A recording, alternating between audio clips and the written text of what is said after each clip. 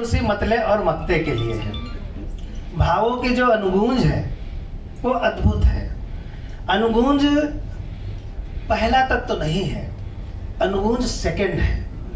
सबसे पहले भाव पैदा होता है भीतर, जब हम किसी से मिलते हैं, कुछ पढ़ते हैं, कुछ देखते हैं, तो हमारे भीतर एक अनुभूति पैदा होती है। वो विचार करती है कि हमारे भीतर अब क्या पैदा हो, वो विचार करती है। जब पशुपतिनाथ जी के साथ रही होंगी, सविता जी रही ही हैं, तो तमाम किस्म के उनके संबंध रहे होंगे, झगड़ा भी हुआ होगा, प्रेम भी हुआ होगा, इन्होंने घूमने का प्लान बनाया होगा, उन्होंने कहा होगा गोदरेज की मीटिंग है ना, ये सब रहा होगा इनकी जिंदगी में। आज मैं जान पाया कि गोदरेज की अलमारी इतनी महंगी क्यों मिलती है। हाँ नहीं सच, इतने बड़े बड़े लोग से वहाँ नौकरी करेंगे तो सस्ती कैसे मिल सकती है कि नहीं। आज जाके राज खुला हमारा, ये इतनी महंगी क्यों होती है। लेकिन फिर भी गोदरेज तो गोदरेज है, जहाँ पशुपतिनाथ जी रहे होंगे तो वो तो गोदरेज रहेगा। तो जो अनुभूति होती है वो दूसरा तत्व है। पहला तत्व हम देखते हैं, संयुक्ता जी मेयर थी, मुझे बहुत प्रेम करती, बेटे की तरह मानती। इनके बेटे प्रशांत मेरे साथी रहे बचपन के। तो जैसे जब मैं इनसे मिलता था तो इनका जो मेरे प्रति प्रेम था वो मेरे भीतर इनके प्रति आदर का भाव पैदा करता था। जब पहले उधर से कुछ आता है तब इधर से भाव बनता है। भाव अपने आप कभी नहीं बनता, ओरिजिनेट नहीं होता है, जेनरेट होता है वो। तो जो भावों की अनुगूंज है इस किताब में, वो सविता जी की पशुपतिनाथ जी के साथ जो जीवन बीता है उसमें जो विभिन्न पहलू दिखे हैं, जो उनके विभिन्न रूप दिखे हैं, जो उनके विभिन्न किस्म के व्यवहार दिखे हैं, उनसे ये प्रेरित होकर के उनके भीतर भाव पैदा हुए। अब जब भाव पैदा हो रहे हैं, घुमड़ रहे हैं, तो क्या करें, वो भीतर घुमड़ रहे हैं, बादल घुमड़ रहा है, बरसना चाहता है, तो बरसे कहाँ से, बरसने के लिए उसको दबाव चाहिए। अब वो दबाव जो है वो विवेक देता है, मस्तिष्क में आकर के वो दबाव बनता है, वो सर्जना की तरफ बढ़ चलता है।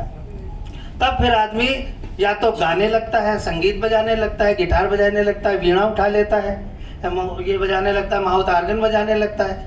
जो ये सब संगीत वगैरह नहीं कर पाता है वो फिर दूसरा रास्ता चुनता है, वो पेंटिंग बनाने लगता है। सविता जी ने पेंटिंग बनाई, भावों की अनुगूंज पेंटिंग के रूप में निकली। और घुमड़ रहा था, क्या करें, पशुपतिनाथ जी चले गए हैं, अंदर भाव बहुत ज्यादा उमड़ रहे हैं। अब क्या किया जाए, अब उसको कहीं से बहुत ज्यादा निकालना है, तो बहुत ज्यादा बहुत कम में नहीं निकल सकता, वो बहुत ज्यादा में ही निकालना पड़ेगा। अब वो विभिन्न भाव जो इनके मन के थे और जो इनके मस्तिष्क में जो रेखांकन होता जा रहा था उन भावों का, उनका चित्रांकन शब्दों के रूप में होना था। तब इन्होंने कलम उठाई और सरस्वती जी को प्रणाम करते हुए तमाम सारी कविताएं लिख डाली। मैंने पूरी किताब एक एक अक्षर पढ़ी है, एक एक अक्षर पढ़ी है। इस किताब में दो पक्ष हैं, एक तो भाव पक्ष होता ही होता है हर कविता में, दूसरा कला पक्ष होता है। बाबा नागार्जुन थे, उन्होंने ये कहा कि जब आपको अपनी अभिव्यक्ति करनी हो, कंप्लीट करनी हो, अपनी बात कहनी हो, तो व्याकरण से थोड़ी देर के लिए माफी मांग लीजिए। अगर आपको अपना कम्युनिकेशन कंप्लीट करना है तो ग्रामर से कहिए थोड़ा बाहर रुकिए, अभी मैं आपको बुलाता हूँ, आप अपनी बात कह लीजिए। अज्ञेय ने भी यही किया, मुक्त छंद की बातें कर दी। मुक्त छंद तो पहले नहीं था, पहले छंदोबद्ध था। इसमें इन्होंने सारी कविताएं छंदोबद्ध लिखी हैं, चाहे वो गजल की छंद में हो, चाहे वो कविता की छंद में हो, चाहे वो कहीं कहीं छंद की छंद में हो, छांदिकुश में हो, सारी बातें इन्होंने कही हैं। मुझे बहुत अच्छा इस किताब को देख करके यूं लगा कि बहुत सारे कवि हैं। लखनऊ में मेरे पास फहरिस्त है, आदरणीय विद्या दीदी तो उत्तर प्रदेश हिंदी संस्थान की उपनिदेशक रही हैं। लगभग 8,500 साहित्यकार लखनऊ जिले में है, और उनमें से 8,500 में से 4,500 किताबें लिखते हैं। वो किताबें छपती हैं और संस्थानों में जमा होती हैं, कहीं जुगाड़ लगा के पुरस्कार मिल जाता है, या कुछ किताबों में सच बात कह रहा हूँ, मैं मुक्त वक्ता इस समय हूँ ना, मुख्य वक्ता नहीं, मुक्त वक्ता, तो वो मिल जाता है। लेकिन जो ये किताब है ये किसी पुरस्कार के लिए नहीं लिखी गई है, ये किताब अपने हृदय की धड़कनों के संगीत को स्वर देने के लिए लिखी गई। बस इस कविता इस किताब का सार तत्व तो यह है कि ये सविता जी के हृदय की धड़कनों का संगीत है, और वो इस किताब में हर तरह से, मैंने बहुत सारी मोड़ के रखी हैं लेकिन मैं उनके बारे में अब नहीं बोलूँगा, इसलिए क्योंकि सविता जी खुद बोल चुकी हैं, प्रिय भाई जैन जी ने भी बहुत अच्छा उनके लिए बोल दिया है, तो उनकी कविताओं के बारे में बोलने का अब कोई बहुत ज़्यादा मतलब अर्थ नहीं है। बोल दूंगा तो आप सुनते रहेंगे, थोड़ा हम तेज़ बोल रहे हैं तो आप अटेंटिव है हमारी तरफ, धीरे धीरे बोलेंगे तो 2-4 लोग चले जाएंगे। चूँकि मैं मंच का आदमी हूँ तो हमको पता है रोका कैसे जाता है, तो इसलिए एक बार ताली बजा दीजिए आप लोग। तो मैं आप लोगों के सम्मान में 2 पंक्तियाँ कहता हूँ। सर जस्टिस सर कविता सुना दीजिए, कविता सुना दीजिए। लिफाफा लाएंगे। तो मुझे अपनी माँ याद आ गई, तो माँ याद आ गई, भावों की अनुभूति कैसे होती है। मेरी माँ 84 साल की या 85 साल की रही होंगी, तो हमारे निधि भाभी के पास थी वो, मैं नहा रहा था अपने घर में, पड़ोस में ही सब चारों भाई रहते, तो उनको कुछ घबराहट सी होती, तो वो महफिलबाज एक्चुअली थी। जब वो अकेले बचती थी तो कुछ न कुछ ऐसा करती थी कि कोई उनके पास आ जाए, उनके पास बैठे।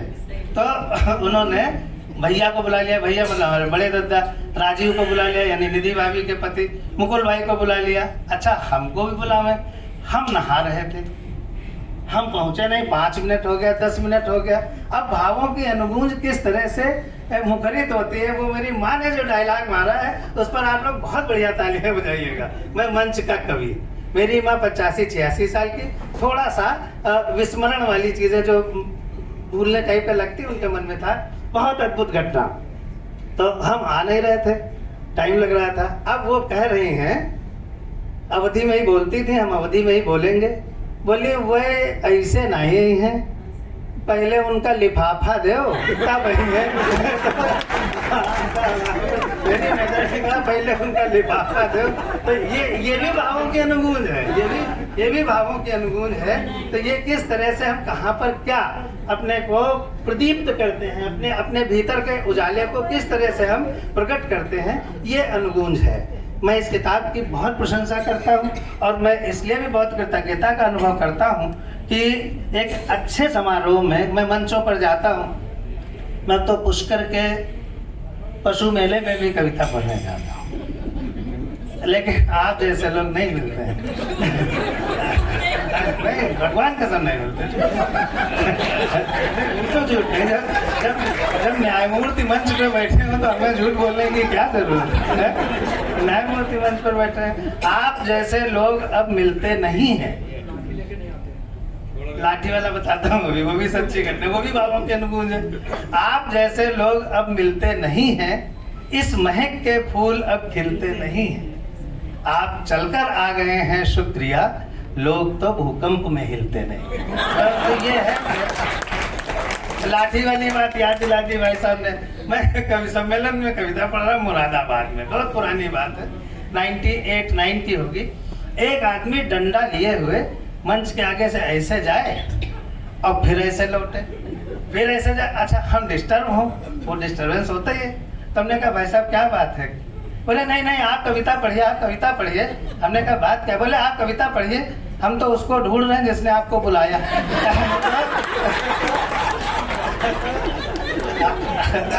अगर हम अच्छा बोले तो ठीक, नहीं आप सविता जी से मिल लीजिए, है ना।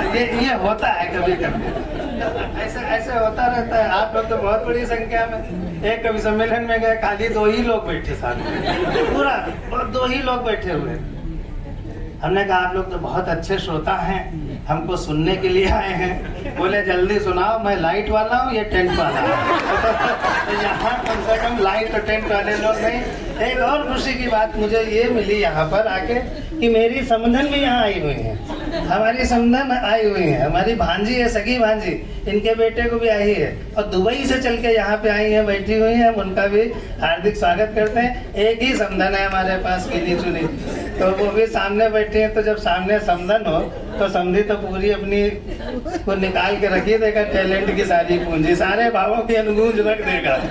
चलिए खैर, ये तो मुस्कुराहटों की बातें थी, लेकिन मैं बहुत बहुत बहुत बधाई देना चाहता हूँ और आपसे ये निवेदन करूँगा कि इस तरह की पुस्तकें आपके पास होनी चाहिए। इसलिए नहीं होनी चाहिए कि सविता जी को आप जानते हैं तो व्यवहार में ले लें, इसलिए नहीं। आप सर्वेश अस्थाना या जस्टिस वर्मा या इतनी बड़ी महफिल यहाँ पर बनी है तो उनको दिखाने के लिए किताब ले लें। इस किताब को आप इसलिए लीजिए कि ये किताब आपको ये एहसास कराएगी कि आप अपने साथी के प्रति कितना समर्पित जीवन जी रहे हैं, कितना समर्पित जी सकते हैं और उसके बाद किस तरह से उसको आप अपने भीतर उतार कर सार्वजनिक कर सकते हैं। ये इस किताब के पीछे का निहित उद्देश्य है। मैं बहुत बहुत बधाई देना चाहता हूँ, बहुत बधाई। और अपनी 4 पंक्तियों के साथ बात खत्म करना चाहता हूँ। जैसा कि जस्टिस वर्मा ने कहा कि दूसरी किताब लिखें, विनय सर ने भी कहा कि उम्मीद करता हूँ दूसरी किताब लिखें, जयंत जी ने भी कहा दूसरी किताब लिखें, मैं भी कहता हूँ दूसरी नहीं, तीसरी, चौथी, 5वीं सब लिखें और हम ही को मुख्य वक्ता बनाएं।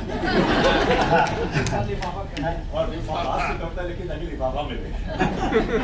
अब आपने तो TCS छोड़ दी, नहीं हम आपके CSR से ले लेते। आपने छोड़ दी। हम दोनों के मधुर मिलन का ठौर ठिकाना बना रहे। 2-3 शेर सुनाता हूँ। हम दोनों के मधुर मिलन का ठौर ठिकाना बना रहे, इस पनघट पर तेरा मेरा आना जाना बना रहे, इस पनघट पर तेरा मेरा आना जाना बना रहे, मेरे बापू भी लाएंगे एक खिलौना प्यारा सा।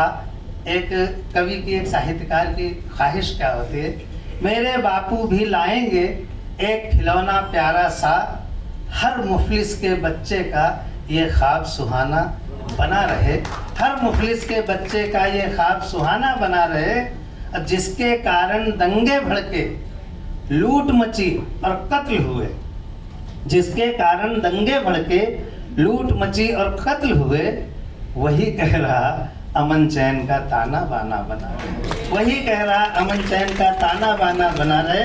और सविता जी आपके लिए विशेष पंक्ति, दुनिया कुछ कहती तो कह ले लेकिन कोई फर्क नहीं, दुनिया कुछ कहती तो कह ले लेकिन कोई फर्क नहीं, बस पैमाना बना रहे और ये मैखाना बना रहे। बहुत बहुत धन्यवाद आप सबका, बहुत आभार।